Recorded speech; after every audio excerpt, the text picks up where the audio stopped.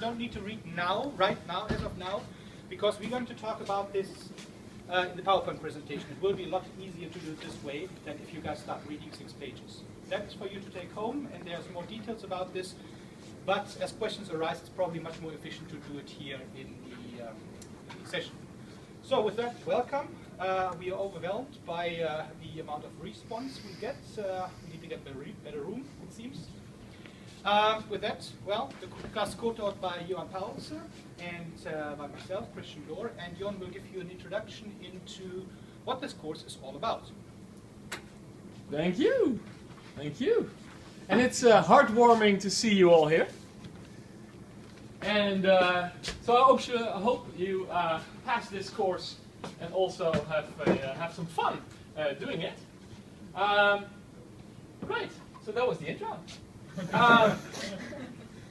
So we'll be discussing the weekly schedule here. So how is this course done? Is that we go through papers. We have a certain exam method, which we will explain in the coming half an hour or 45 minutes, depending how quick that goes. Then we need to see, make a bit of exclusivity here, so we'll see if we get increasingly popular, then some papers, people. And give a copy to the other guys. Excellent. And depending on the time, we'll talk about the independent project at length, because we both can talk for whole afternoons about our research and hacking projects. So what do we'll try to learn you. So, who has seen this in the study guide online? Who has clicked after enrolling in Blackboard? Please, this is your fingers out. We need participation in this course. So some of you have seen and were not scared off. Excellent.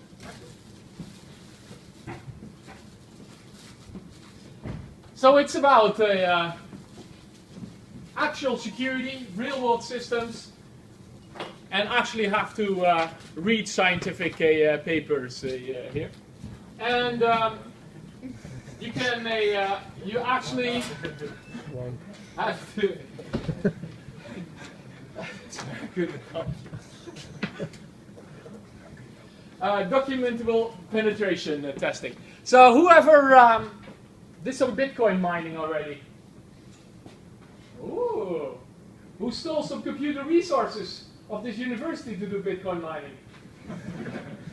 Excellent, excellent. Oh. What do you define as computer resources of this facility? Are you rich? You didn't do it good enough. No, but I'm still wondering, what do you define as the resources? Yeah, so that's interesting. Yeah, so it's disk space, computers. You can also define it as a learning experience, so it was just part of your learning process. Here, as you see in red, in one of those pages, you cannot do too illegal stuff. So ethical penetration testing, whatever that means. So, as is outlined in this document, I hope you will thoroughly read this this work, because it contains all the details, the manual of this course. So this is the outline of what we're going to do every week. We go through the scientific literature, and you will hopefully learn in a very wide sense what various aspects there are to security. So, who has ever written a scientific article? All right. Was that fun? Nah, yeah, for me too. Is it fun?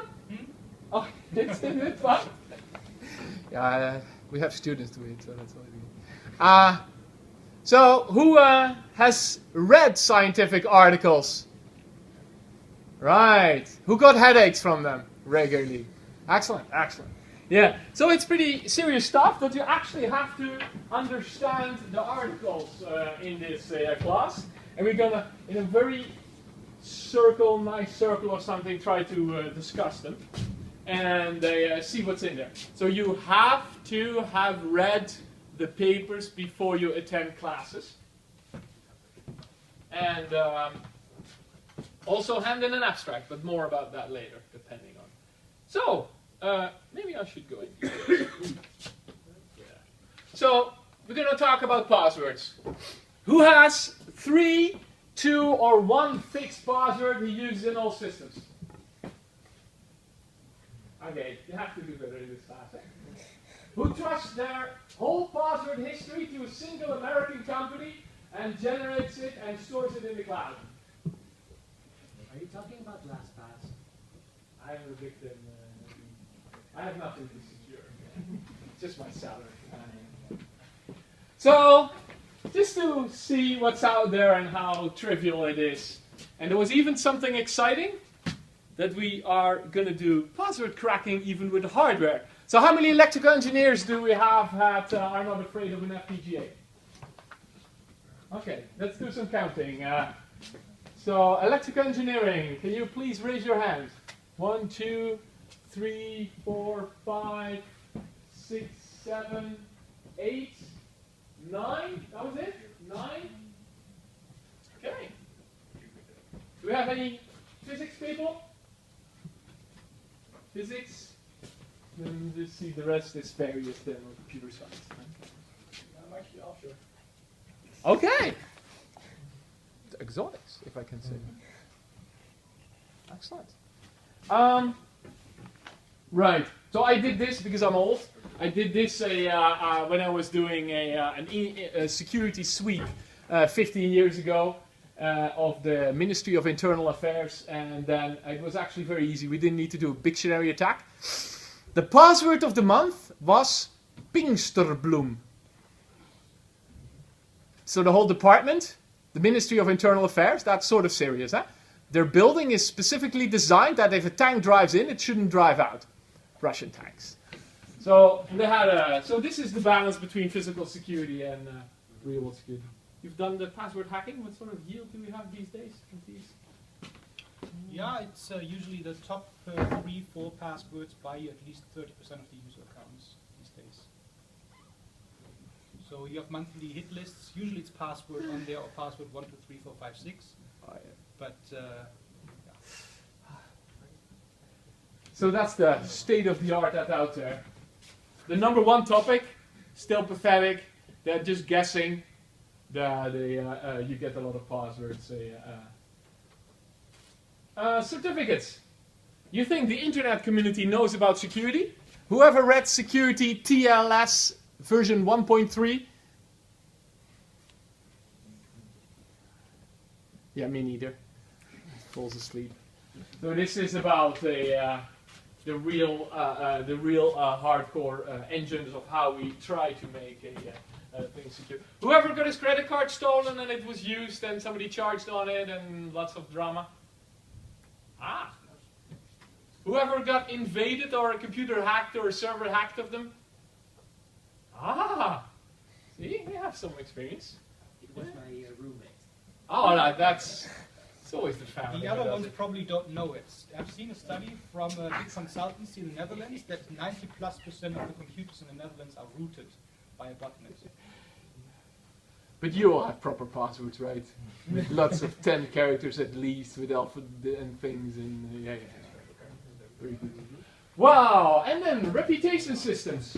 So whoever was posting a story on Slashdot or Dig or on Reddit, and or on eBay, and was hacking their own and asking their friends to vote for them and to upvote the story, these sort of things. Whoever vandalized Wikipedia.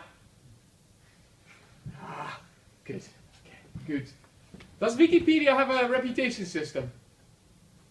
Sorry, could you repeat that question? I usually don't get that I have to speak up louder. Does Wikipedia have a reputation system? Yes. Alright, please explain. It's an implicit reputation system by the users itself at the very least. And you have the ability to look up the history user's edits, and as such you have an implicit reputation. So people with too much time on their hand, they check up on others. It's not electronic, not automatic, if it's a bit of the blunt. But these things, we try to make them formal and actually work, but that doesn't work yet. So the credit cards and all the banks, they also try to have a reputation per person. And then you have some very exotic transactions, and then your credit card might be blocked, even though you're just doing strange things. So this is still active research. Easy money. Measuring the cost of cybercrime from Cambridge University. Oh, that must be good stuff. PharmaLeads. Understanding the business of online pharmaceutical affiliate programs. Whoever bought a online Viagra here? Do you think if you buy online Viagra that you put in your credit card number, will it be delivered? That's interesting. It depends.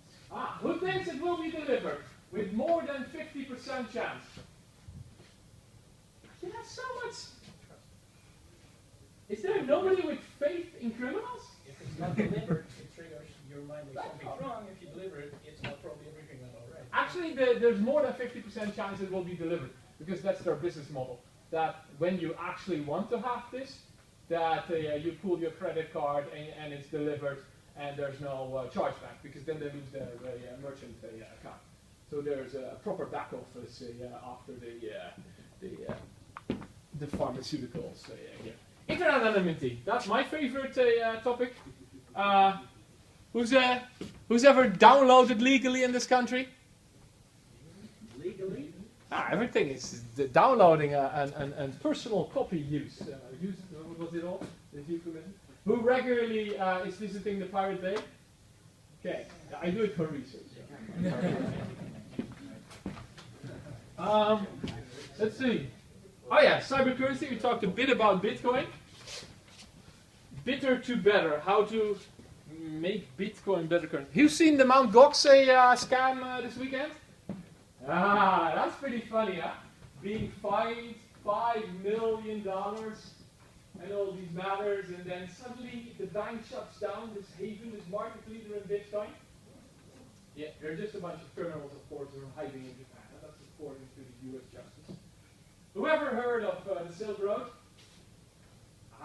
Whoever seen screenshots of Silk Road? Who's ever run Tor? Did you see that? Oh, good. You're going to have fun in this course. So, cybercurrency, week 8. That was it. Then, so we're going to talk about papers. How am I doing on time? Yeah. Going to talk about papers, and you have to read all these papers. You can hopefully find them yourself online, so we don't have to provide you with the PDF. Maybe that's not too difficult for martial thesis students. And then there's two options in this. And this is, can you please open the document and read the scribbles? On page 2, we talked about the course content, the weekly schedule, exam requirements. In order to pass the course, maybe that's something you need to read in detail at some point. We're going to do a quick scan. Oh, no, not a quick scan. We're going to also talk about it now here in the slides. But note that this is the real stuff is here. So please know that you really... option 1, if everybody can hear me. You can read it at home. It still stays with you, so it's probably easier. It's your paper. And ask questions as they arise. But everything that is important is also written down here. Option 1. So you have to read the papers, and in a group that survives here, try to make the group manageable. We're a bit worried about how this process will be managed, so it cannot scale to 100 people, of course. So we'll, and then at some point, because we have 13 papers to read in this course, you have to lead a discussion, maybe with a co-leader. And then every week, you have to have an abstract submission. This is option 1. Every week you have to read these papers. And what was it, the little words? 300 to 500 words? So you cannot overburden us, and you need to know how to count. Last year, we had 1,000 words for one abstract. That's not good.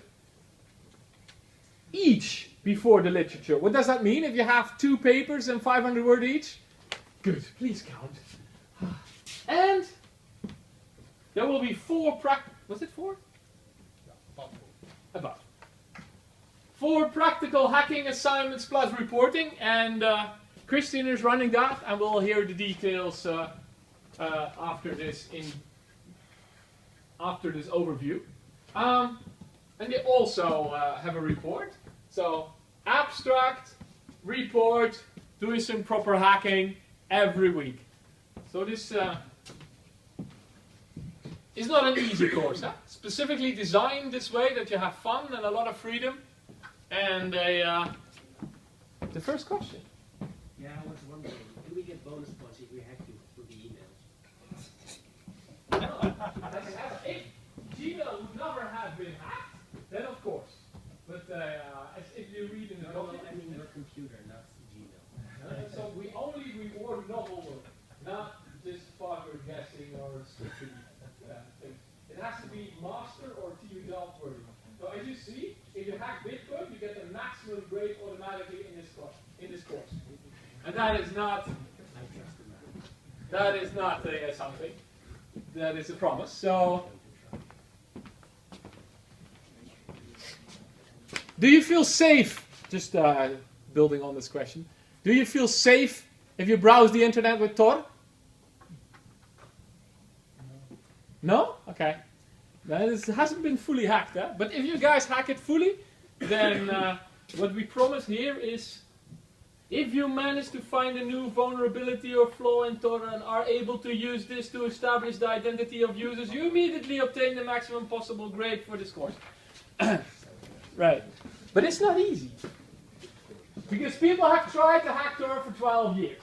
But, pay attention. Right, option 2. But maybe to go back once. Yeah, to, sure. do you go back this way? Yeah. Nope, but this way. Ah. Yeah.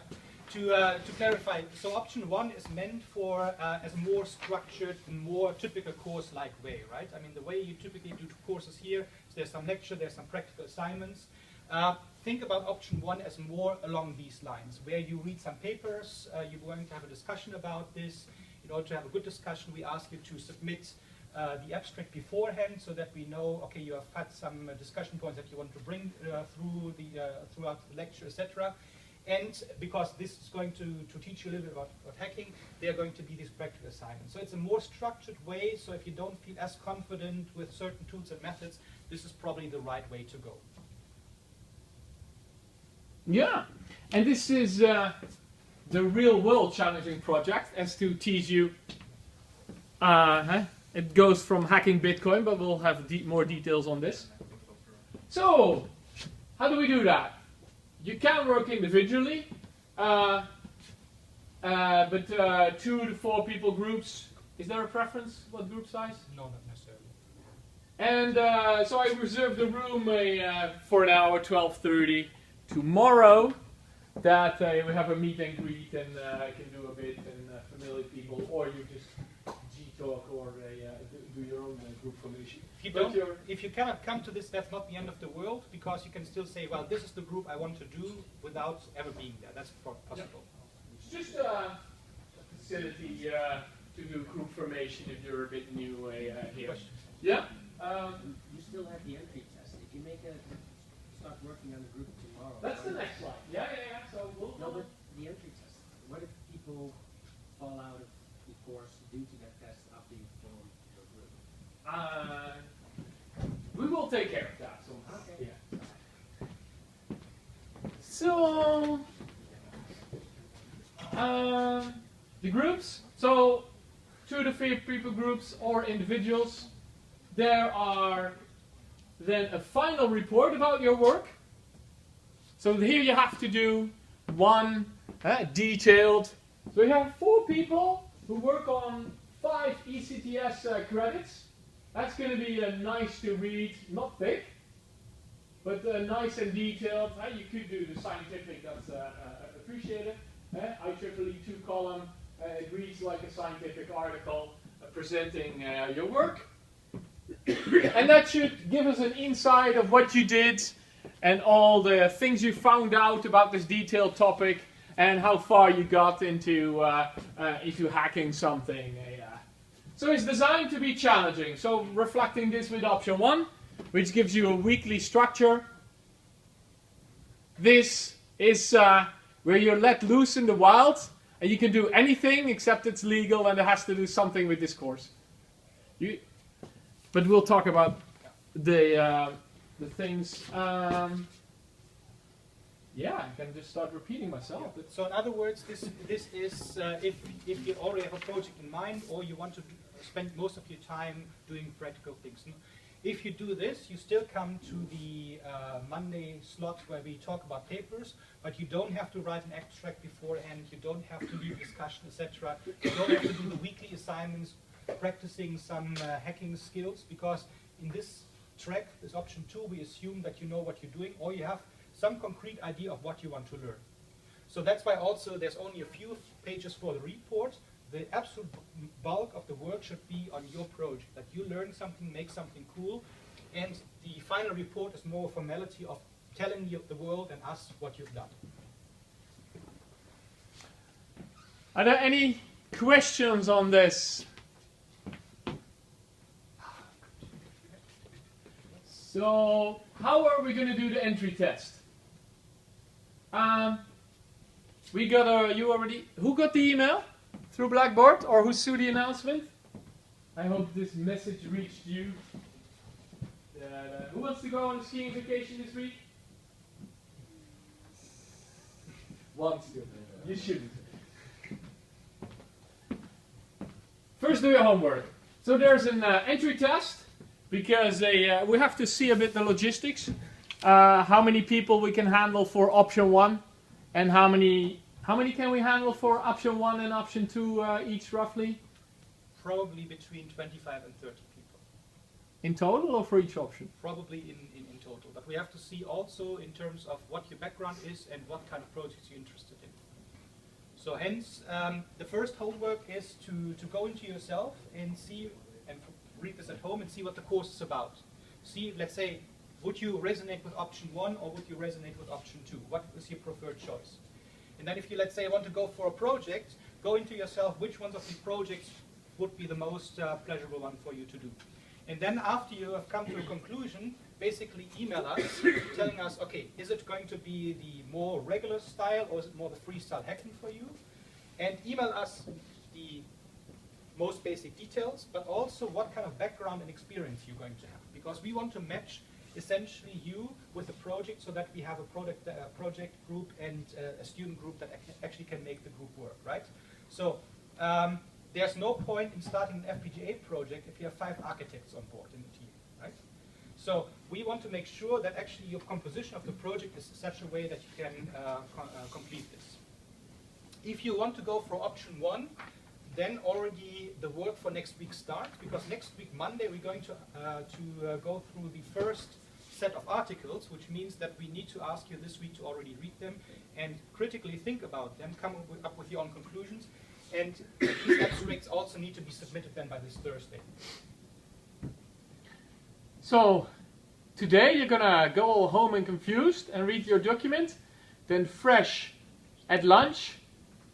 Is there somebody who's already warm up for an independent project but is all alone and cannot make it tomorrow to the 9th floor?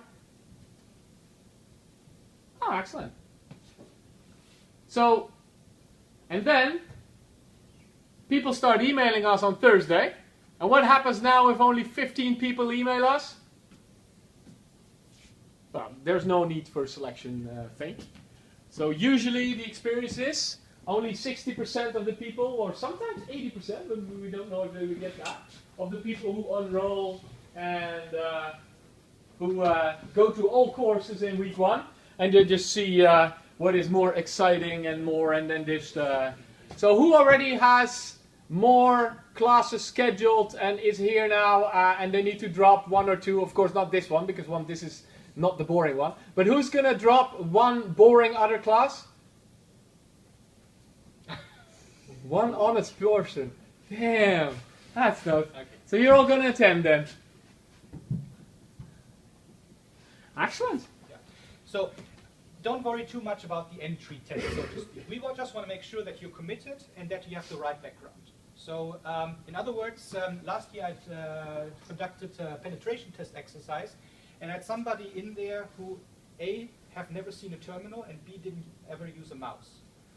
So that is usually not the best starting point to do a penetration test. So we just want to make sure that your background enables you to follow this class successfully, because there's no point in giving you a fail afterwards if we can already see right now, okay, there's something more you can learn, and there are other fascinating classes, and then you do it with us next year again. Yeah? And, well, if you all want to join in, then we'll figure something out on how to make it work, but don't stress too much about it. We just want to make sure that you have the right background for this.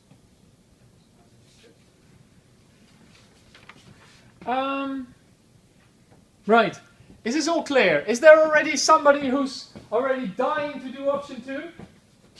Oh, God. You know how many milliseconds that was? Yeah. Very good, very good. Did it promise just like the title order? Let's hope so. Let's see. I think we're now already...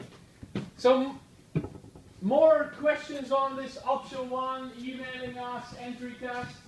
Are we getting more or less clear?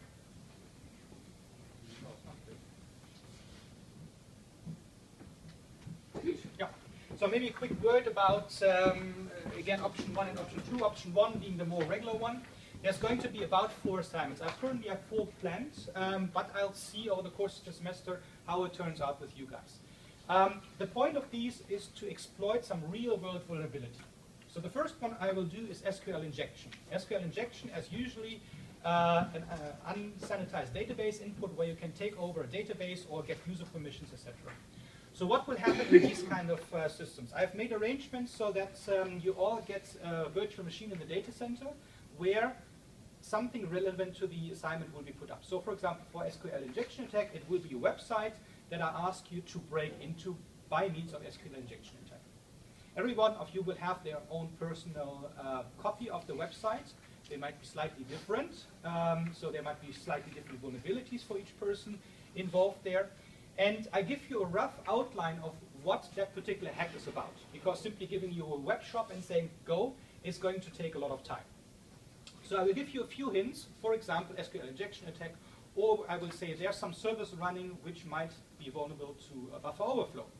And then it's your task to also gain some literature research in the background of how you actually, what that means, for example, SQL injection, or what a buffer overflow means, in addition to the half-page write-up I provide you for the hack, and to gather intelligence about the target, like you would do in a real penetration test, and then execute the target, execute the vulnerability, and then afterwards submit us a write-up of how, what you've learned, how you did it, and how you could possibly prevent that in the future.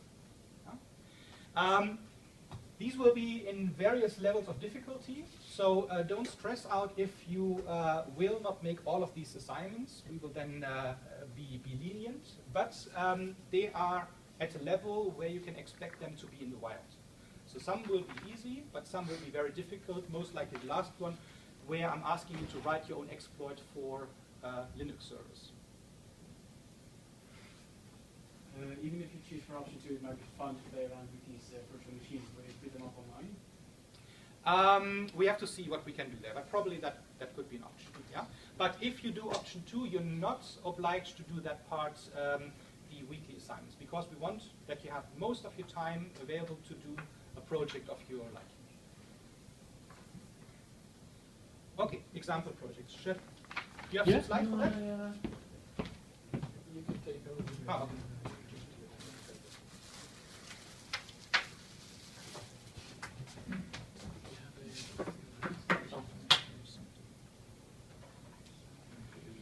So, very brief.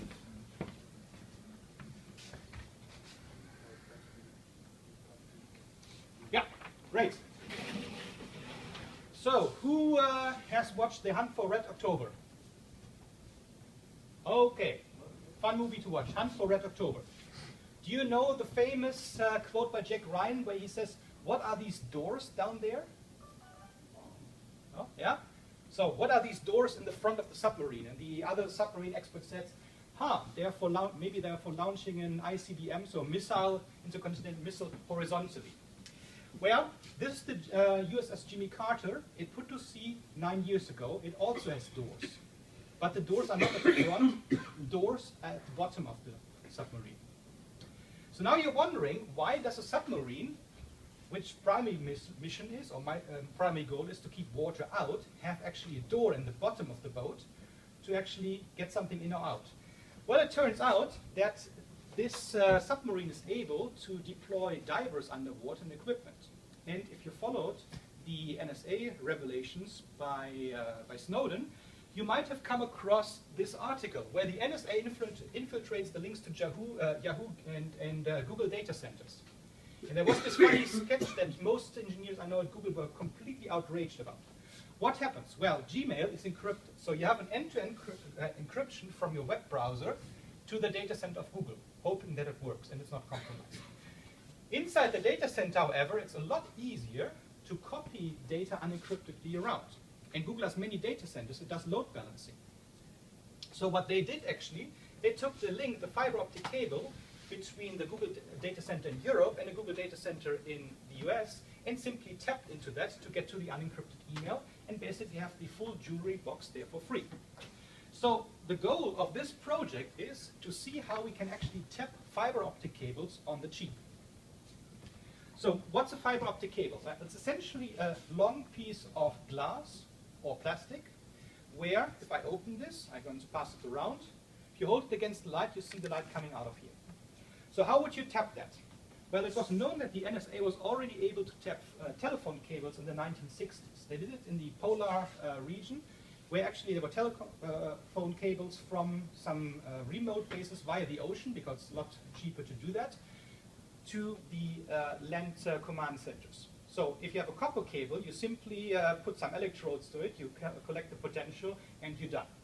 In the 1980s, people moved to fiber optic cables, and since 2005, they actually now have a means to also do that. Well, what would be the obvious approach to see what's going on here? Basically, make a receiver where you can plug in the cable, or at least one end of the cable, have in there a prism that splits the, what do you call it, the light signal. One end goes back into the original, original path, Okay. and the other one goes to your tapped path. So you're talking about Room 408. Yeah, pretty much. Yeah. So Room 408 was an installation in a switching center in San Francisco, where basically there was a room that nobody was allowed to go into, even from the company who was running that operating center, that was Verizon. And in that there was a big thing, which basically was a prism that split half of the data this direction, half the direction in this direction. So every cable that came into the building had to go into the secret room, where one copy went on its normal path and the other copy went directly to the NSA. And it's now revealed that that these rooms exist in most major US cities and with most major telecom companies. So that would be one way, but people would know about it, because there's the secret room that finally will drift to the public knowledge, and you can now read it on Wikipedia about it. What could be another way? If the cable isn't sealed or protected, then Mhm. it, and then with a certain light rays will run Ah, to the edge. okay, that's already advanced. Because you could actually say, well, it's a cable, so I'm going to cut it, put my thing in the middle, and put it fast back together. But as it turns out, you can actually measure the potential of these cables so that you know when there's a fiber cut. And they actually happen quite often, usually around, let's say you have a fiber between Amsterdam and Munich, you usually have about 2 to 3 cuts per year. So there are a lot of technologies to basically see when there's a leak or a break in the fiber, in order to figure it out where to repair it. But indeed, there are some other techniques that you could do. For example, you could rip off the shielding and slightly twist it, and yes, indeed, the light travels along the fiber, but it's not really good to do some curves. That's why fiber optic cables are usually made in really long curves, so that you don't have really a lot of losses. But if you twist it a bit, at that position you will see some light waves coming out. And you can make a receiver here, and basically capture what goes on. So what is the goal of this project?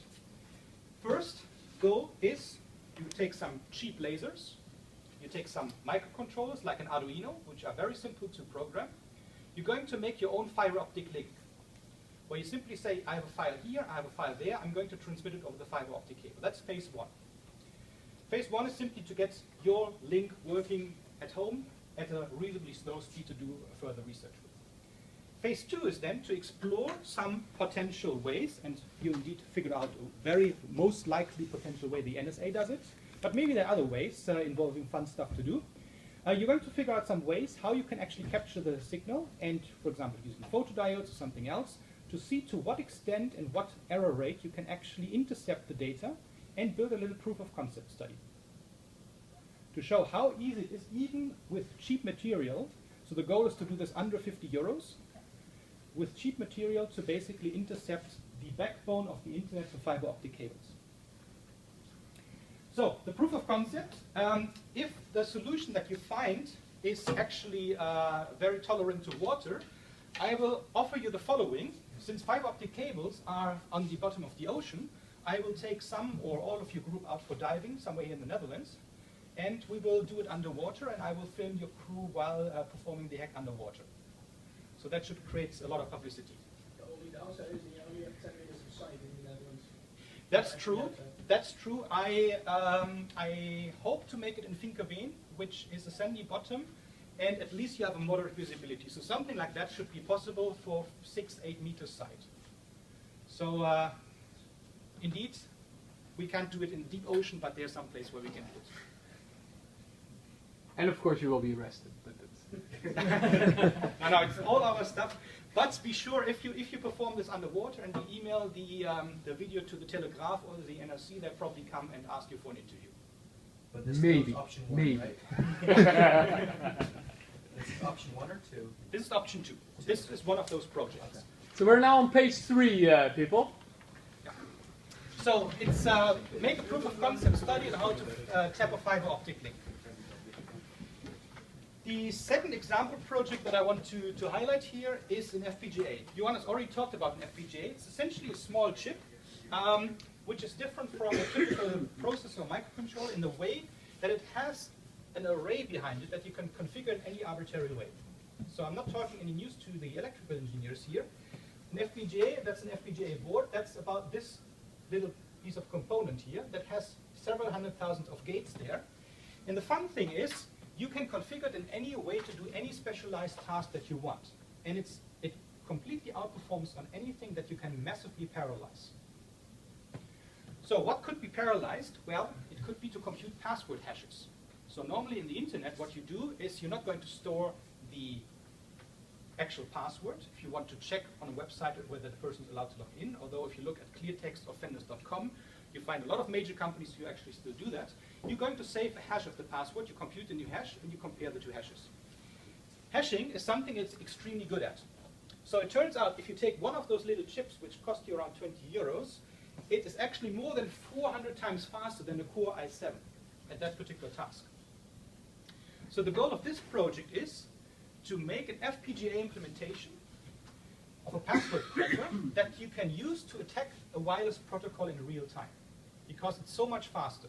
And this is the size of my fingernail, and you can run it off a watch battery. So imagine if I would put 5 or 6 in a matchbox and carry it around in my pocket, I could run around the neighborhood and basically crack all Wi-Fis while I'm walking by them. Who's ever done VHDL programming here? Whoa! Who likes VHDL programming? Okay, that's interesting. I didn't know that. Okay, third project. Oh, there's a... Yep. Are we talking brute force cracking? Well, brute force cracking, it depends. If you can brute force crack it simply by massively parallelizing it, that could be one option, but there might actually be some smarter ways. So something like WEP, brute force is the way to go because it's so damn easy. But if you have something more advanced, then maybe there's some additional injection necessary.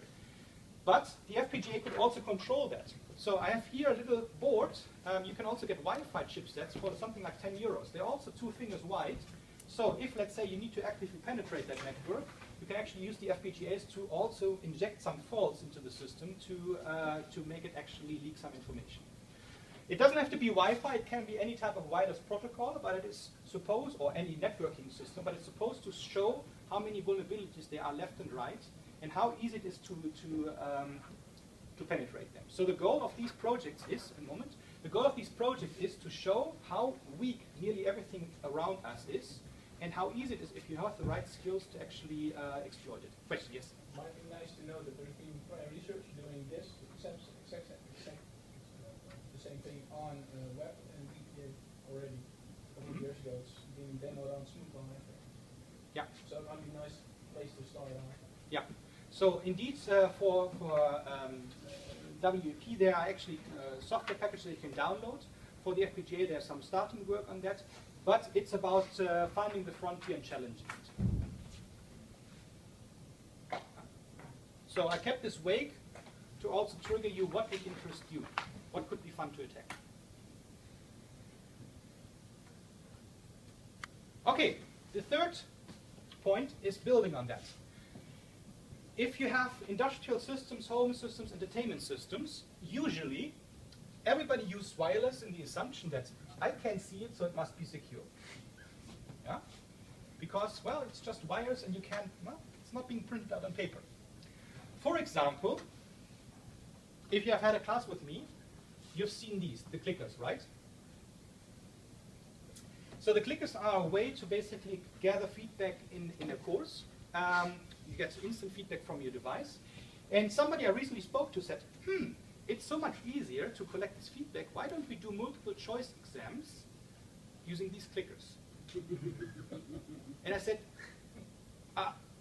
wait a minute. Saying usually doesn't convince people, so what I did was 2 hours of work and a PCB I had manufactured in China for €1.50. Basically was a proof of concept study that you can turn the system inside out if you wanted to with absolutely minimal effect. So the cracker for the system took 2 hours to develop and cost €3. What could it do? You can glue it below a table, and what it can do, you can set it to the different modes. Mode 1 is to make bouncy bars. So you've probably seen with the instructor, you get bars of which people voted what. So this system, it turns out you can actually submit several thousands of responses using fake IDs per second. So what happens is you let everybody vote A of your fake IDs, everybody vote B, etc., and you have bouncing bars all over the place. So the entire system is essentially useless. Or you could put it in listen and fake mode, in the sense that you would actually listen what you are voting, and I'm going to change your answer to something else. Or I could make it into wisdom of the crowd mode, that I'm saying I'm lazy, I didn't study. I'm going to listen what most people are going to vote, and I'm also voting the same. Afterwards, that discussion was luckily over. I actually now made a solar version that you can glue below a table that will take the room light, and so it always continuously is transmitting. But to turn out, the point is to show how an infrastructure that costs tens of thousands of euros didn't even look at the most basic security measures. Actually, as a matter of fact, most systems are using less than 10 major wireless kind of chipsets. So you simply break it open, you see, oh yeah, it's the MRF24J. I'm going to take that one from my shelf, and I'm going to listen to the protocol. And of course, usually nobody does asymmetric crypto, nobody does protocol, signing of the responses or proper protocol design to actually avoid these kind of problems. And this affects really everything. So I have seen it working in a garage door opener. I've seen it in doorbells. I've actually seen it in car keys. Right? So if you have an Audi or BMW or a Peugeot, you have these remote keys. Yeah, big study how secure they are. It turns out there was a study last year that if you intercepted 2 wireless transmissions, you usually had the primary key for that particular system, and you could from now on open the cars. So the point of this is we want to make people aware of these problems, how negligent most industrial and commercial applications are, by simply exposing how easy it is to crack them. So in this project, you will uncipher a communication protocol in a home, entertainment, or industrial system for a few example cases and make a universal door opener. So make a device that, let's say, if you press a button, will open all keys in the neighborhood, or will ring all doorbells. I'm right now working on a universal remote head. So it turns out you can make LEDs, you can make that in a baseball cap. And if you want to have fun with MediaMarkt, you're going to program into a microcontroller all the off or switching or loud and mute codes. And then you can stand in front of the entire wall of TVs, and you can play Minority Report. Switch the channel, turn up the volume, make everything off, right? What's the arrest probability for this assignment? Well, it turns out most cameras actually use infrared LEDs and have no infrared filters. So what you can also do is you can pulse these cameras, so where you actually are is a big bright spot, so you don't have them on tape. Yeah, that's so. The law in the Netherlands is the so-called illegitimate act. If you do the willful harm to somebody else. So never mind. Yeah. So it's it's the research is not a get out of jail free. No. So that's an important point. It's about keeping it legal. So for example, when it comes to universal door openers for the garage keys for car locks, I have already signed up a number of volunteers who said, yeah, you can try my car for that, as long as it's still there afterwards. So I trust that you can hotwire it. But no, it's really do only these things on infrastructure where you're allowed to do it. So ask your neighbor for permission and try it out there. If you need some equipment, you can buy it, but don't run around and willfully break stuff. You have a question, and you have a question. Yeah, go ahead. I was just wondering to what extent is just turning on and off TVs an actively malicious act, especially in a store? Well, probably that you can discuss with the store manager, but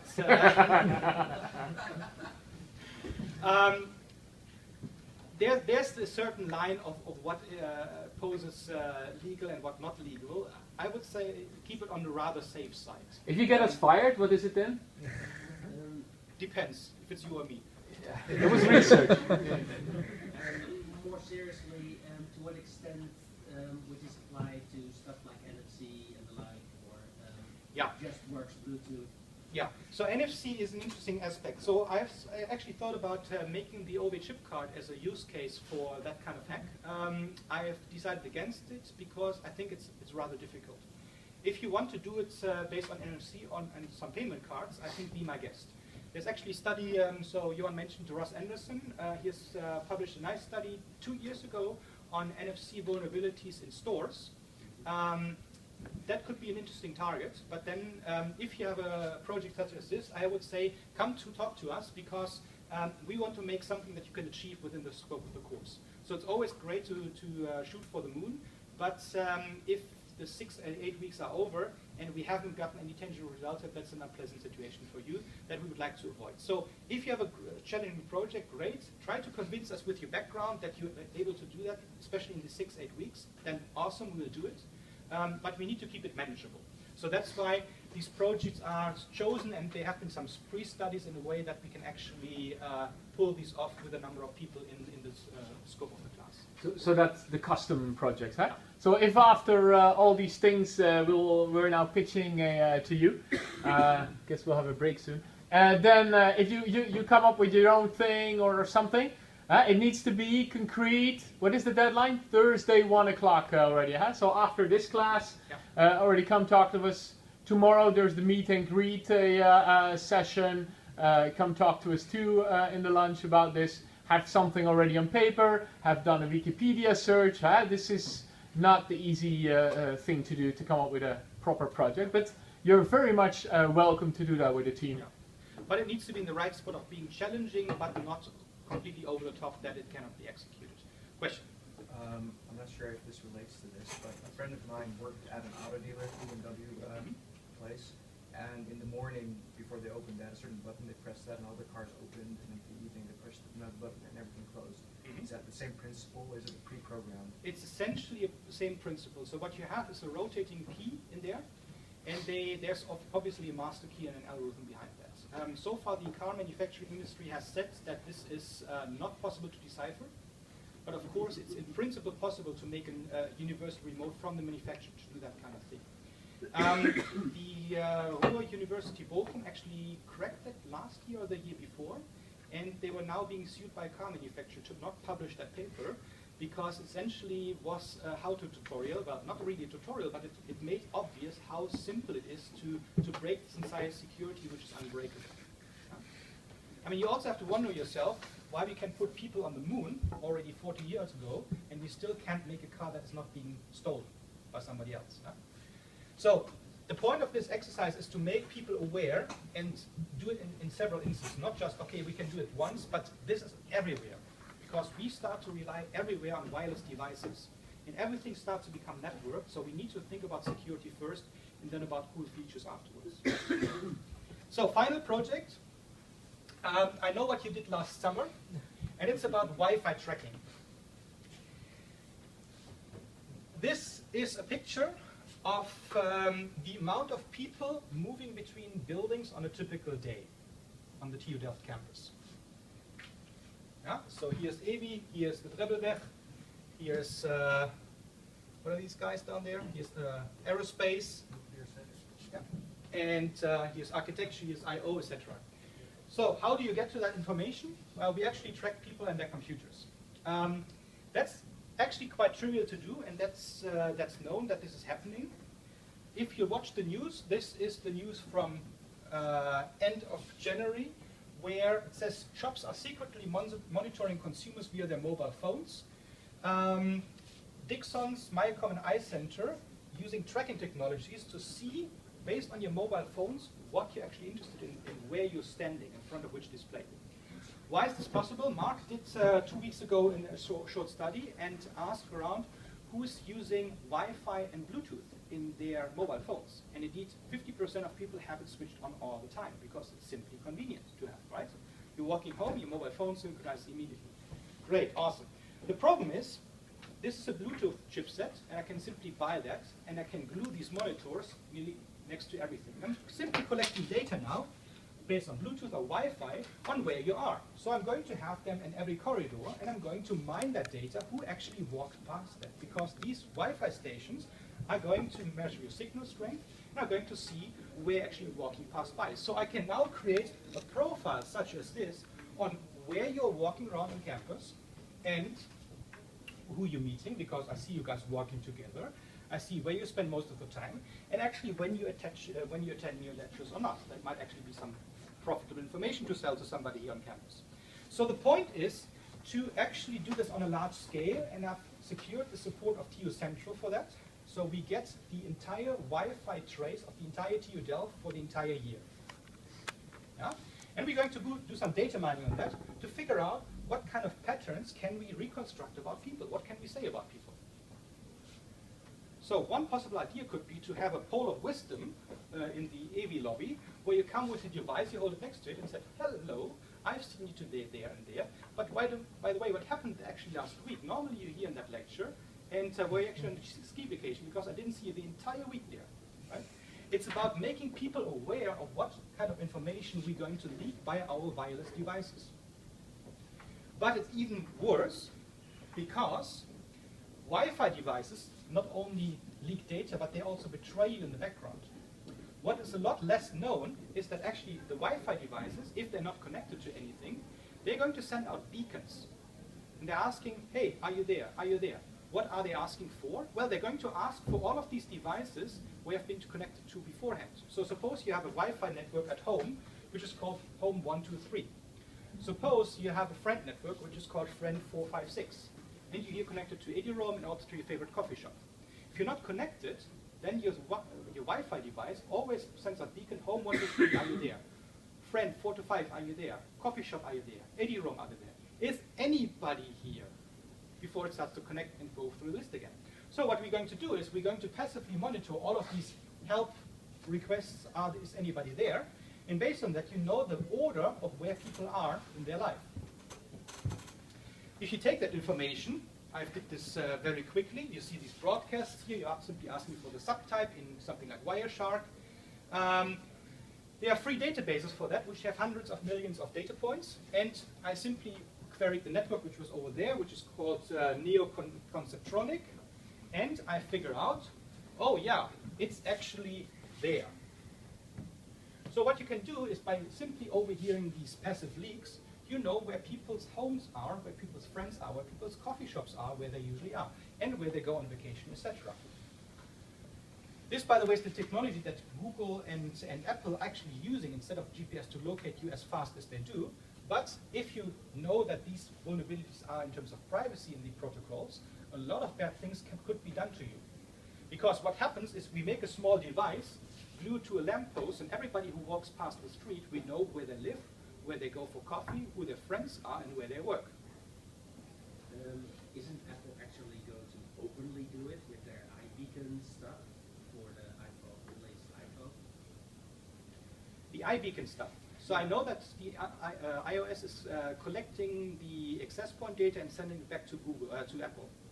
Yeah, but there's also the iBeacons that they track Bluetooth signals, the low power Bluetooth signals, from iPhones that come by, and basically allow stores to give people that walk by that they recognize and come by regularly to give certain kinds of ads. Yeah, that you can also do. That's also another scary thing. Bluetooth low energy devices offer a lot of things because they are so secretive, but they are so cheap that you can actually do this very pervasively. Yes, that is a very other scary thing.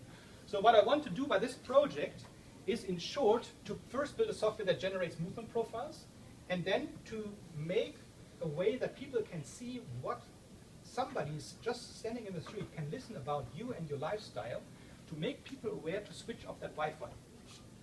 So course goal would that people in this room are switching off the Wi-Fi at the end of this course on the smartphones. Okay, so 4 highlights. Shall we go into a quick break? Yep. So after